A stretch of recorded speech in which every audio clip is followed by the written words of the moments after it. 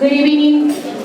My name is Councilmember Natali Fani-González. Thank you so much to every single person who made it to this town hall meeting. I've been doing, since I arrived on the County Council in December 2022, several public safety related meetings throughout my district. Some of them have been only with a few businesses and others have been with, 200 people.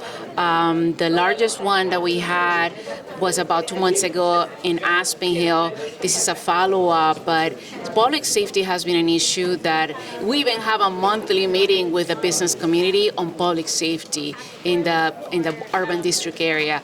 So it's an issue that has been on top of my agenda, especially when it relates to fentanyl, and we'll be discussing some of the initiatives that we have taken place on it. We have a full agenda by wonderful people who represent our county and our state, people who work every day to make Montgomery County such a great place to live.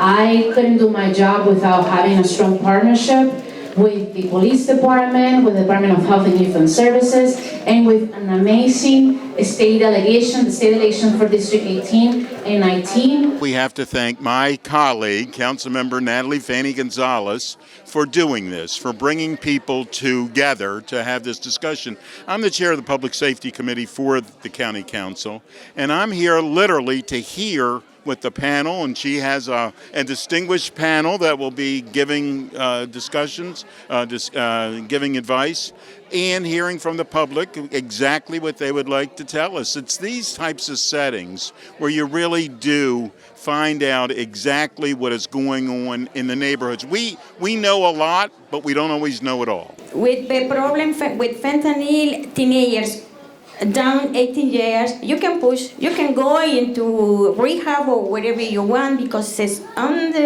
18, you don't have an 18. So many times I go into the court, so many times I'm speaking face to face with the judge. So many times I'm going to commissioner in the middle of the night, help me, I'm here. This is a very difficult problem. And essentially that is that if the juvenile does not want to go into treatment, it really presents a real challenge. They're addicted to a substance. They're not thinking clearly at that point, and so their participation consent is still a part of that process. And that's largely because I'm not sure we have any secure facility treatment options in the state of Maryland. We actually just opened juvenile beds actually in Baltimore because they were credentialed and licensed Mountain Manor. We have now juvenile beds that are available to Montgomery County residents. That's a program we partnered with the state to just open, but it is still voluntary, and that's still a huge problem that we need to work on. Really happy to see so many different entities represented here in this room. It's incredibly important because to do the work to keep our students safe, we have to break down a lot of the silos. This is a really nice first step. You're all sitting at a table, you're talking to us, that's great. How are we going to keep this momentum moving forward to work together as a community and as a team to help our kids? We've already started. So we started to have these conversations over the summer. I mean, I think a lot of us have been working on these issues collectively in a variety of different ways, but we really started to have this conversation over the summer. And we wanted to make sure that this was not the first. We've already had a collaborative meeting. Out of that meeting, we even just wanted to sort of come to an agreement on what the problems were so we can start coming to consensus solutions. This is part of that. Even from that first meeting, we're like, there's a couple of different agencies we probably should invite, both at the state and local level, some community organizations that we want to be represented. So this is going to be an ongoing conversation as long as it's needed. What we heard tonight is that people want to feel safe in their homes, in their communities, and in their children's school. And we heard that loud and clear, and now our job is to follow up on that commitment. There's nothing more important in our community than public safety, and what we need to do is coordinate with each other and with our community to make sure that we're delivering on that promise. When children, when any of us have no hope whatsoever, what happens? We go down. We don't know what to do. We figure out things that we should not be doing.